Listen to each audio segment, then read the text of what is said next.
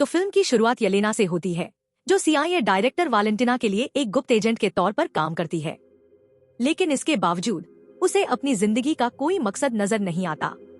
उसे ऐसा लगता है जैसे वो एक खालीपन में जी रही हो, एक ऐसी दुनिया में जहाँ सिर्फ अंधेरा है। ये एहसास उसे इसलिए होता है क्योंकि उसकी बहन मर चुकी है, जिसका गम उसने अपने दिल में समेटा हुआ है। यहाँ हम वैलेंटिना को एक प्रेस कॉन्फ्रेंस में देखते हैं, जिस पर आरोप है कि वो गुपचुप इंसानों को सुपरह्यूमन में बदलने के लिए प्रयोग कर रही है, जो कि गैरकानूनी है। अपनी सफाई में वैलेंटिना बस इतना कहती है कि मैं केवल इस दुनिया को बचाने की कोशिश कर रही हूँ, क्योंकि अब अवेंजर्स इस दुनिया को बचाने नहीं आएंगे। कोर्ट ने अब ये फैसला किया है कि वैलेंटिना के अधीन हर संस्था की जांच होनी चाहिए, जिसके बाद उसकी सजा या आरोप वापस लेने का फैसला होगा। यहाँ हम येलेना को मलेशिया के एक रिसर्च सेंटर में देखते हैं, जो वैलेंटिना के खिलाफ सबूत मिटाने आई है। सभी लैब्स जिन्हें वैलेंटिना चला रही थी, सीआईए एजेंट्स ने तबाह कर दिए थे और ये आखिरी बची हुई लैब थी। येलेना यहाँ के वैज्ञानिक को इतना डरा देती है कि वह खुदकुशी कर लेता है। इसके बाद येलेना खुद बिल्डिंग से बाहर आती है और एक रिमोट कंट्रोल बम से इस बिल्डिंग को उड़ा देती है। अपना मिशन पूरा करने के बाद येलेना अपने ससुर अलेक्सी के पास जाती है और उसे अपनी दुख भरी जिंदगी के बारे में बताती है। अलेक्सी उससे कहता है कि तुम ऐसे मिशन क्यों नहीं करती जिनका कोई खास मकसद हो, ऐसे मिशन जो लोगों के काम आए और लोग तुम्हारे काम की तारीफ करें। येलेना को अलेक्सी की सलाह बहुत अच्छी लगी। उसने अपने बॉस से भी बात की और कहा कि अब मैं कोई और गुप्त मिशन नहीं करना चाहती, अब मुझे अपने मिशन सबके सामने करने हैं। वैलेंटिना मान जाती है, लेकिन एक शर्त पर कि उसे आखिरी बार एक गुप्त मिशन करना होगा। उसके बाद वो खुद पर पूरी तरह से खुदमफर है। उसे एक सीक्रेट तिजोरी का पता देती है और बताती है कि उस तिजोरी के अंदर एक एजेंट एवा स्टार है, जिसके पास खुद को गायब करने की ताकत है। वो हमारी सीक्रेट रिसर्च चुरा रही है और तुम्हें उसे रोकते हुए खत्म करना होगा। येलेना मिशन के लिए तैयार हो जाती है और थोड़ी देर के लिए तिजोरी के पास दिखाई जाती है।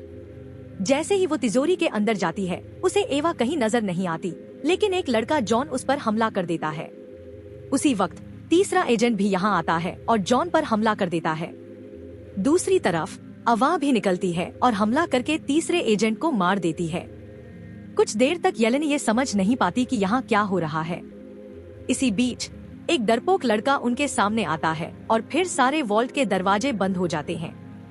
अब येलेना को एहसास होता है कि वैलेंटिना ने उसे धोखा दिया है।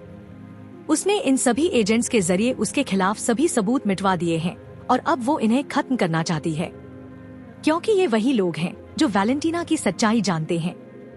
येलेना वहाँ मौजूद सभी एजेंट्स से कहती है कि वैलेंटिना ने हमारे खिलाफ साजिश रची है ताकि हम एक दूसरे को ही मार डालें।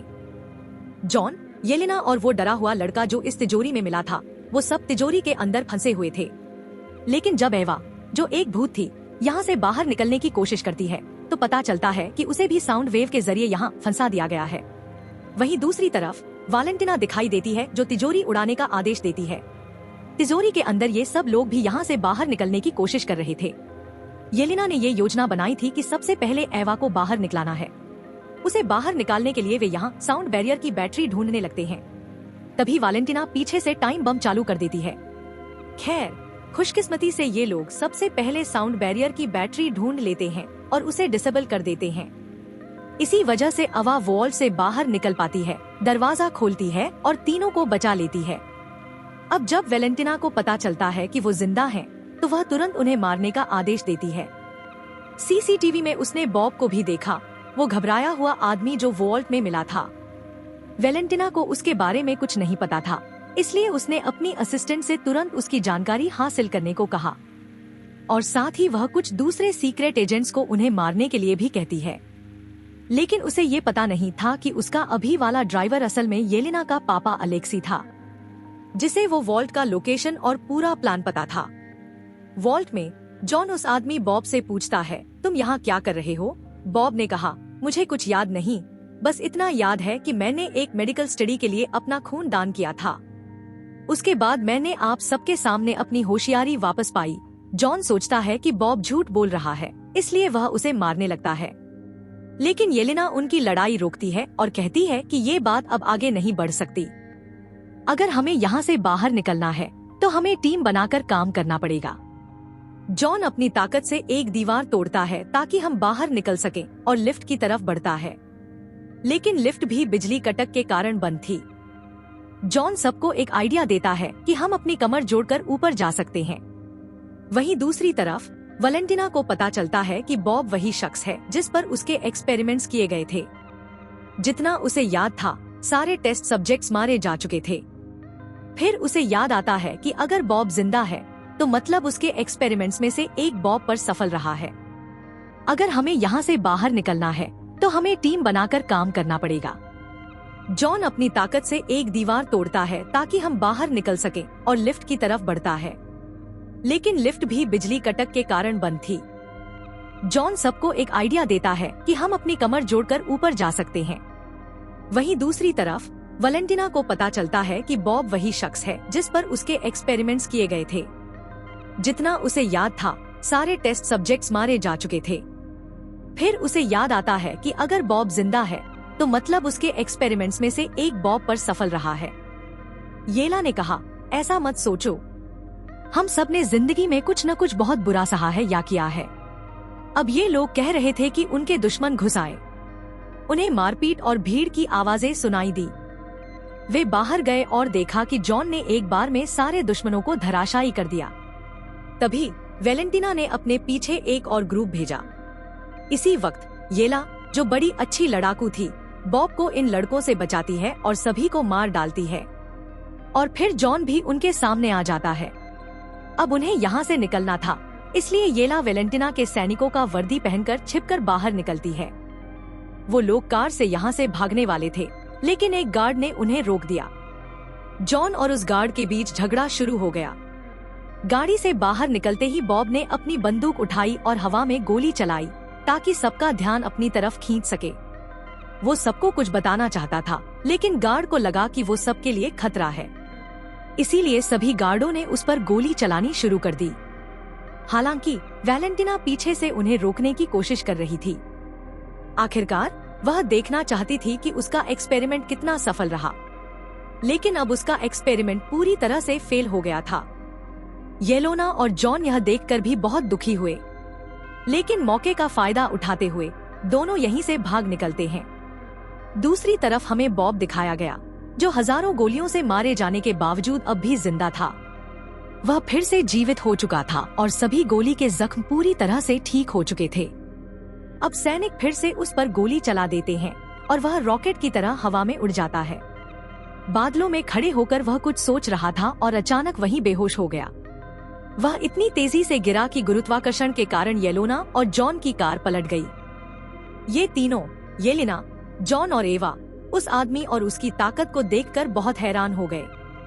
फिर जॉन ने उन्हें बताया कि ये वैलेंटिना का एक्सपेरिमेंट है सुपरह्यूमन बनाने का, और मैं यहाँ उस वॉल्ट में आया हूँ ताकि इसकी सारी सबूत मिटा सकूं। अब सब ये जानकर बहुत चौंक गए। दूसरी तरफ सुबह वैलेंटिना अपने असिस्टेंट से कहती है कि बॉब को जिंदा यहीं से लेकर आओ, और साथ ही वो बाकी 3 सीक्रेट एजेंट्स को मारने का ऑर्डर देती है। सुबह ही अलेक्सी भी यहाँ आ चुका था। येलेना उसे देखकर हैरान हुई, तो अलेक्सी ने बताया कि मैंने वैलेंटिना की प्लान सुनी है कि वो आप सबको मारना चाहती है, और उसके बोलने से मुझे ये वॉल्ट के बारे में पता चला। तुम्हारी जान खतरे में थी, मैं बस ये बताने आया था। वो तो कल से ये सब जानता था। ये लोग अलेक्सी की कार से यहाँ से निकलने वाले थे कि तभी वापस से वैलेंटिना के लोग आ गए और उन पर गोलियां चलाने लगे। जॉन ने भी अपनी शील्ड से बचाने की कोशिश की, पर शील्ड अब काम नहीं कर रही थी। ये लोग मर ही जाते, लेकिन पीछे से एक हीरो आया और गोलियां चलाते हुए वैलेंटिना के लोगों की कारें ध्वस्त कर दी। सीन बदलता है, हमें वैलेंटिना और बॉब को वॉच टावर में दिखाया गया। बॉब अपनी हालत को लेकर बहुत चिंतित था। वैलेंटिना को देखकर वह और भी डर गया और उससे बुरा बोलने लगा। तब वैलेंटिना ने उसे समझाया, देखो, मैंने तुम्हारी वो बोरिंग जिंदगी एक कीमती जिंदगी में बदल दी है। अब तुम्हारे पास 100 लोगों से भी ज्यादा ताकत है, तुम कुछ भी कर सकते हो। ऐसा कहते हुए वैलेंटिना ने उसका हाथ छुआ, और जैसे ही उसने उसे छुआ, वह एक खालीपन में पहुंच गई। वह अपने ख्यालों की अंधेरी दुनिया में पहुंच गई, जहां उसे अपने बचपन का वो डर याद आया जब उसके दुश्मनों ने उसके पिता को गोली मारकर मार डाला था। फिर उसने अपना हाथ हटाया और अपने सहायक से कहा कि आओ और एक प्रेस कॉन्फ्रेंस आयोजित करो। दूसरी तरफ हमें दिखाया गया कि जिसने उन 4 लोगों की मदद की थी वही अब उन्हें पकड़ रहा था। वह उन चारों से कहता है कि तुम्हें वाकई में वेलेंटिना के खिलाफ गवाह देना होगा। ये लोग उसकी बात मान लेते हैं, लेकिन उससे कहते हैं कि अभी हमें छोड़ दो, वेलेंटिना को रोकना हमारे लिए बहुत जरूरी है। उसने उन्हें वेलेंटिना और उसके उन सारे प्रयोगों के बारे में बताया था जिनकी वजह से बॉब सबसे ताकतवर बन गया था। लेकिन अब तक ये आदमी उनकी बातों पर यकीन नहीं कर रहा था।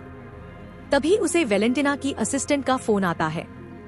किसने उसे बताया कि वेलेंटिना बॉब के बारे में प्रेस कॉन्फ्रेंस करने वाली है। उसने समझ लिया कि वेलेंटिना ने कुछ बहुत खतरनाक किया है जो दुनिया के लिए खतरा बन सकता है।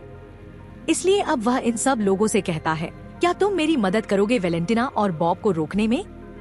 इस आदमी का नाम बक्की था। येलेना बक्की से कहती है कि हम तुम जितने अच्छे नहीं हैं, हम ये कैसे कर पाएंगे? बक्की कहता है, मैं पहले तुम्हारी तरह था, मैंने भी भयानक काम किए हैं, लेकिन फिर मैंने नई जिंदगी शुरू की, मैंने अच्छा काम किया। अगर तुम मेरा साथ दोगे तो तुम भी सिर उठाकर जी सकते हो। यह सुनते ही सब उसके साथ चलने को तैयार हो गए। वहीं वेलेंटिना बॉब को ट्रेनिंग देती दिखती है। वह बॉब को उसकी मन और शरीर की ताकत से सब कुछ कंट्रोल करना सिखा रही थी। इसी बीच वो सभी लोग वेलेंटिना के देखने के टॉवर तक पहुंच जाते हैं ताकि उसे पकड़ सकें। वहां पहले वे वेलेंटिना के गार्ड से लड़ते हैं। फिर स्पीकर में वेलेंटिना की आवाज सुनाई देती है और वह कहती है, ऊपर आओ, मैं तुम्हारा इंतजार कर रही थी। जब ये लोग ऊपर आते हैं तो वेलेंटिना उनके सामने बॉब को यूनिफॉर्म पहनाती है और कहती है कि ये बॉब 10 एवेंजर्स से भी ज्यादा ताकतवर है। वेलेंटिना बताती है कि उसने इसका नाम सेंट्री रखा है और वेलेंटिना ने यहाँ सभी लोगों का स्वागत किया है क्योंकि उसने कुछ दिन बाद एक प्रेस कॉन्फ्रेंस बुलाई है जिसमें उसका सेंट्री इन सब के साथ मुकाबला करेगा और अपनी ताकत दिखाएगा। उसकी अच्छी एक्टिंग देखकर उस पर लगे इल्जाम और पाबंदियां भी खत्म हो जाएंगी। येलेना को ये सब बिल्कुल गलत लगा। उसने सेंट्री को समझाने की कोशिश की, ऐसा मत करो, लेकिन इसके बजाय सेंट्री येलेना को ही समझाने लगा, तुम भी वेलेंटिना की टीम में शामिल हो जाओ। अलेक्सी गुस्से में आ गया ये सुनकर और उसने सेंट्री पर हमला कर दिया, लेकिन सेंट्री की बस एक छोटी सी धकेल से वो दीवार से टकरा गया। अब ये सब लोग मिलकर सेंट्री पर हमला करते हैं, लेकिन सेंट्री सिर्फ एक हाथ दिखाकर ही उन्हें रोक देता है और साथ ही उन्हें गिरा भी देता है। ये देखकर येलेना समझ जाती है कि वो लोग मिलकर भी सेंट्री को हरा नहीं सकते। अपनी ताकत बचाने के लिए वे लौट जाने का फैसला करते हैं और वेलेंटिना सेंट्री को आदेश देती है कि उन्हें एक एक करके ढूंढ कर मार डाल। सेंट्री वेलेंटिना से कहता है कि वो ऐसा कुछ भी नहीं करेगा क्योंकि उनके पास मेरे सामने झुकने की हिम्मत नहीं है, इसलिए वे मेरे लिए कोई खतरा नहीं है और मैं तुम्हारी बात मानने वाला नहीं हूँ। तुम उन्हें मारना चाहते हो, ये तुम्हारी समस्या है, लेकिन मैं उन्हें नहीं मारूंगा। येलेना और उसके सारे दोस्त नीचे की तरफ थे। येलेना खुद को हार मान चुकी थी और वह सबको हारा हुआ कहकर चली जाती है। सब उसकी बातों से निराश होकर चले जाते हैं। वहीं अलेक्सी उसके पीछे जाता है उसे मनाने। हम देखते हैं कि सेंट्री ने अपनी ताकत महसूस की और खुद को भगवान समझने लगा। ये देखकर वेलेंटिना को समझ आ जाता है कि वह उनके लिए खतरा बनता जा रहा है, इसलिए वेलेंटिना ने तय किया कि वो उसे अपने किल स्विच से मार देगी। लेकिन सेंट्री को ये सब लग गया और उसने उसका गला पकड़ लिया ताकि वो रोक सके। किल स्विच वेलेंटिना के हाथ से गिर गया। सेंट्री ने लगभग वेलेंटिना का गला दबा ही लिया था। वेलेंटिना के मरने से पहले उसकी असिस्टेंट ने किल स्विच उठाया और एक बटन दबा दिया। हम देखते हैं कि सेंट्री तुरंत गायब हो जाता है।